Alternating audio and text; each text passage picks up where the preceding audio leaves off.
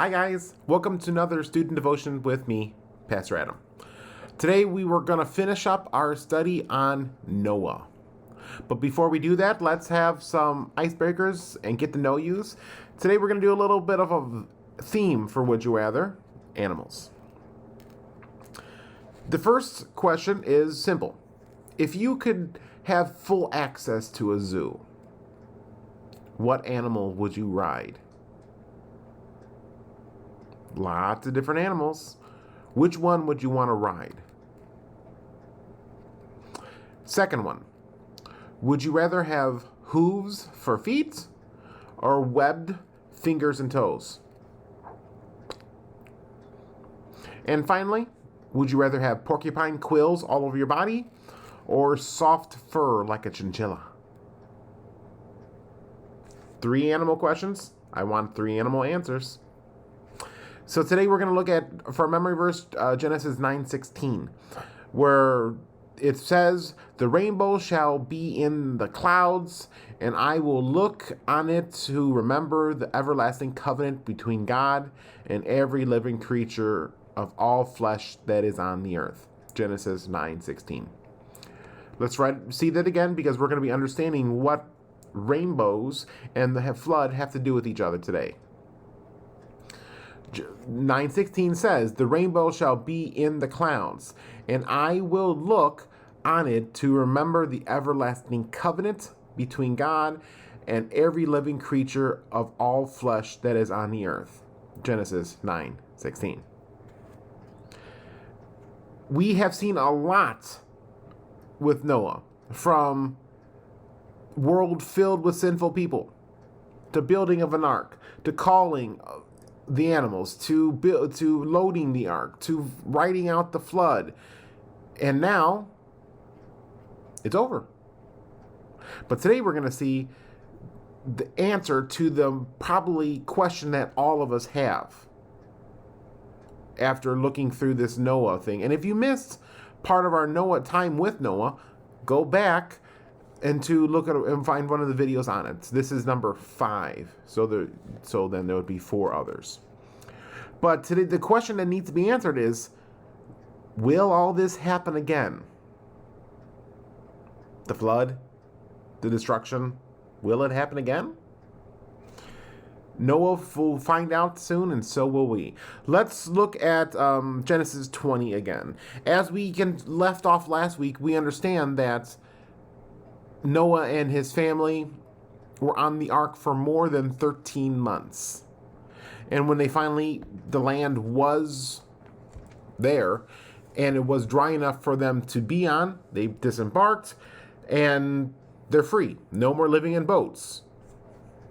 So let me read a little bit from the end of chapter 8 from our Bible, where it says, "Then Noah built an altar to the Lord and took some of every clean animal, some of every clean bird, and offered burnt offerings on the altar.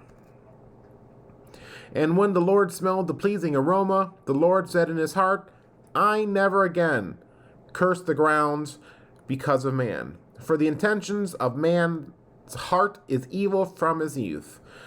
Neither will I ever again strike down every living creature as I have done, while the earth remains, seedtime and harvest, cold and heat, summer and winter, day and night shall not cease." All right. First day off the boat, what would you do? You remember, you've been cramped into this thing with little to no sunlight, even less fresh air. What do you do on your first day out? Sit in the sunshine? Go rub some leaves and grass just to touch them again? Just go walk? Take a nap? For Noah, as we see in chapter 8, verse 20, first day off, he built an altar to sacrifice animals to God as a thank you, as an offering to God for providing for him and his family. So as a type of worship that they did in the Old Testament. Why? Why worship God? Well, one, for providing, protecting them, for providing for them, for keeping his promises. This is an opportunity to worship God, for the earth, seeing the earth again, for all of what has happened in Noah's life. And this offering that of these clean animals that Noah did, it pleased God. It made him happy. And because of that, God promised to never curse the earth again with a flood. Never again to have this type of watery destruction. The earth will still continue. Winter, summer, night and day, cold, heat, snow, rain, everything. The earth will continue to spin around the sun. Everything on it will continue. Thank the Lord, because it did enough for us to be here. This post-flood is important time because of this time post the flood for Noah and his family. It shows that Noah's not perfect, because look at again. It says, in what verse was that? 21. I will never again curse the ground because of man, for the intentions of man's heart is evil from his youth. Wait a minute. Noah? Evil? This is God called earlier. We saw that God called Noah righteous, never perfect. While Noah didn't do anything wrong in his one day post ark life, he still had evil intentions in his heart. Noah was not a perfect man. He was a righteous man and a good man, but he wasn't perfect. Jesus is perfect. Jesus is the only one who has lived a perfect life without sin on the earth. That is who is the perfect one, and that's why Jesus came to earth to die for our sins, so we can be forgiven, so that we can have eternal life with him. Noah was a great man. Jesus was even better. But for Noah's family, God gave them very specific instructions. In chapter 9, verse 1 and 2 of Genesis, it says, "And God blessed Noah and his sons, and said to them, Be fruitful and multiply and fill the earth. The fear of you and the dread you shall be upon every beast of the earth, and upon every bird of the heaven, and upon everything that creeps on the ground, and all the fish of the sea. Into your hand they are delivered." Rule 1. If you want to have continue the legacy of humanity, multiply. If you want to have neighbors, multiply. 2. Man is the top of the food chain. The land animals, the sea animals, the birds, the creepy crawlies, all fall underneath man. Man is number 1. But there is a little bit of a difference now in this post-flood world from previously. And we can tell in verse 3 through 6. "Every moving thing that lives shall be food for you, and I shall give you the green plants. I give you everything. But you shall not eat flesh with its life in it, that is blood.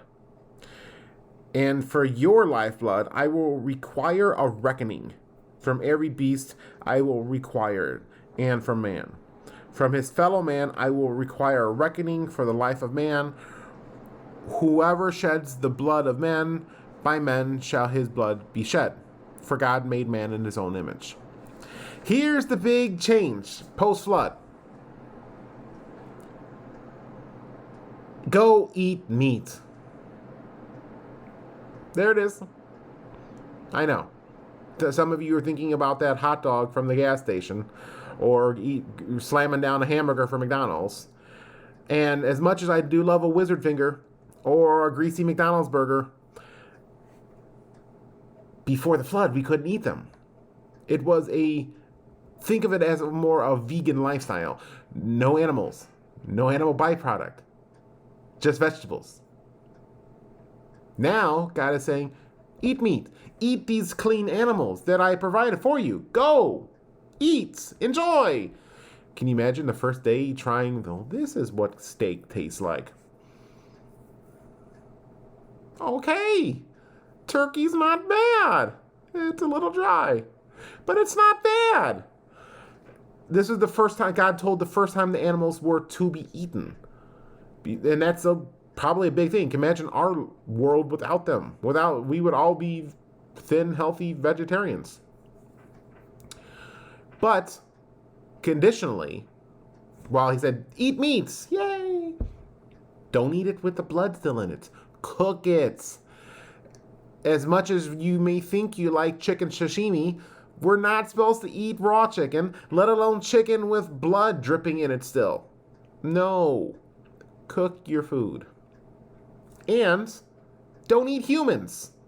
Don't kill other humans. That's murder. And Cain and Abel dealt with this already, where Cain killed his brother Abel. Don't eat humans. 2 little conditions on this go eat meat rule. And one, I don't think any of us have a problem with that now. When it's not like we're itching to have the bloody steak. Ugh, no. Nor are we cannibals. But look at 9. God made a final promise. He already told him that he will never curse the earth again with flood. No. But he made a covenant. A covenant is like a very severe promise. And in verse 9, 10, and 11, we'll see what more this means. Then God said to Noah, to his sons with him, behold, I establish my covenant with you and your offspring after you, and with every living creature that is with you, the birds, the livestock, every beast of the earth, as many as come out of the ark. It is for every beast of the earth. I establish my covenant with you. Never again shall all flesh be cut off by the waters of the flood, and never again shall there be a flood to destroy the earth. So here it is. God told him again, I'm making a promise to you, to your children, to your offspring. We are Noah's offspring. And not just to humans, God made this promise to the animals as well. Never again will I destroy the earth with a flood. Never again will I exercise my judgment on the earth like this again. Great. We don't have to worry about one day just the skies opening up for 40 days of rain and the earth opening up in the skies to water us down until we all, drown. Never again. But God made a promise, and God will never break his promises because God doesn't lie. So this promise is for certain. This is a very special promise that God will always keep. But he gave us a reminder of this promise. Something kind of like a wedding ring, something that we can see, something that we can remind us of the commitment that we have made. Look at verse 12 and 13. God said, this is the sign of the covenant that I made between you and every living creature that is with you for all future generations. I have set my bow in the clouds, and it shall be a sign of the covenant between me and earth. When I bring the clouds over, be a sign between the covenant between me and the earth. That's enough there. I will put a bow in the clouds. You know what that is? A rainbow. When it rains, we see a rainbow. Neat.